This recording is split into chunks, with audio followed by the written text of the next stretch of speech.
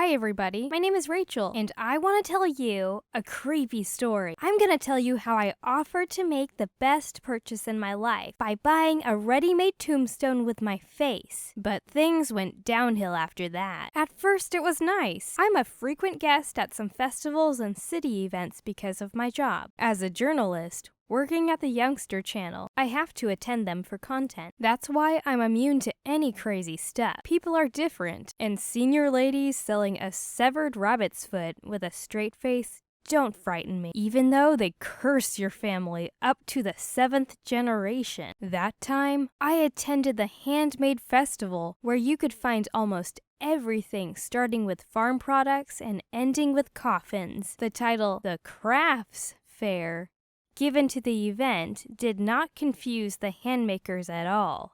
It was funny to see a butcher with his cleaver and some blood bag next to a young woman looking like a nymph and selling jewelry on the stalls.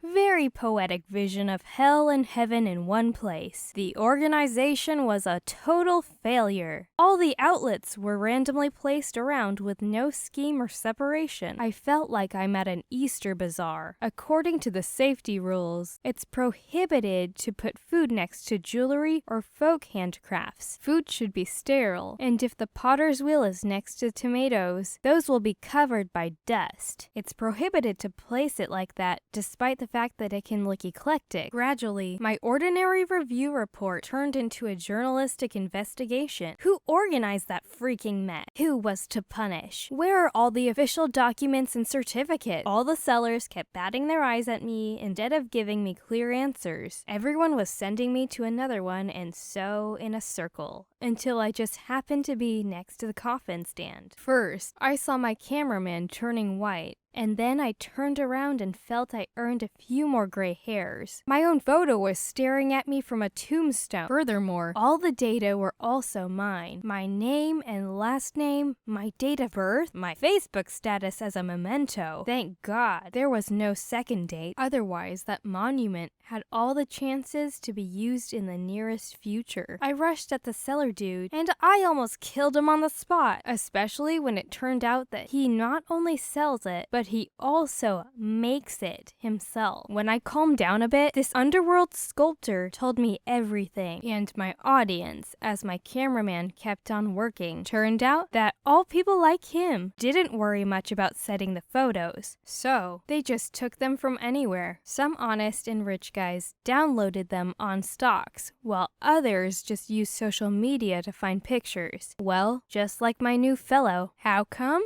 Simply because every seller needed an ad, but the picture from the stocks cost money, and the cheapest and the easiest way to get them is to find it from social media. It's a real goldmine for not very honest and solvent undertakers. Meeting the owner of the photo in the real world is a 1 in a million event, but apparently, my fellow was a loser 'cause he met me. But then he suggested to me something that still makes my blood run cold. Instead of apologizing, the seller sincerely offered me to buy this stupid tombstone. He even dared to offer me a 50% off discount. But he added, I'm pulling the stone away from his heart. Can you imagine how I yelled at him after those words? Almost all other sellers came up to the stand to see what was going on, and they took his side. Like, I'm stupid to miss such discounts. And why? Should I take it and run before he cancels the offer? I left,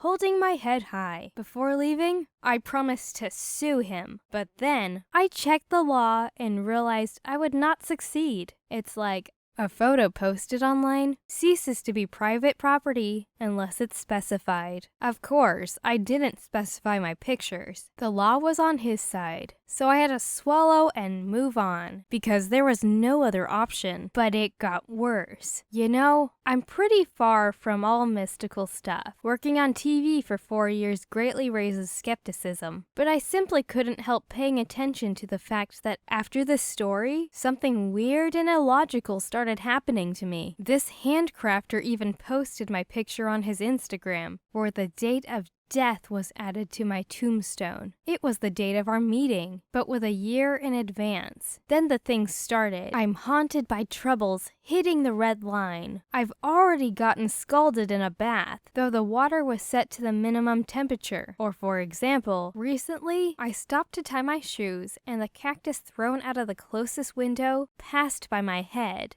I can't fight the feeling that something very insistently adjusts the date of my death to the date on the monument, but something seems to interfere with this. I clearly understand it could be nothing more than my imagination, but I really feel that I'm on the verge of light and dark, creepy, and all sorts of noises and voices at night. Although, I'm not sure if that's my sick fantasies. Currently, I have such a state that I can see horrors even in a cup of coffee, and call them mysticism. But what if it's true? What if I don't have long? Comment what you think about this story of mine. Is there any point of being afraid? Or am I screwing myself up? I really need your opinion, because I'm truly terribly afraid. I don't want to die early,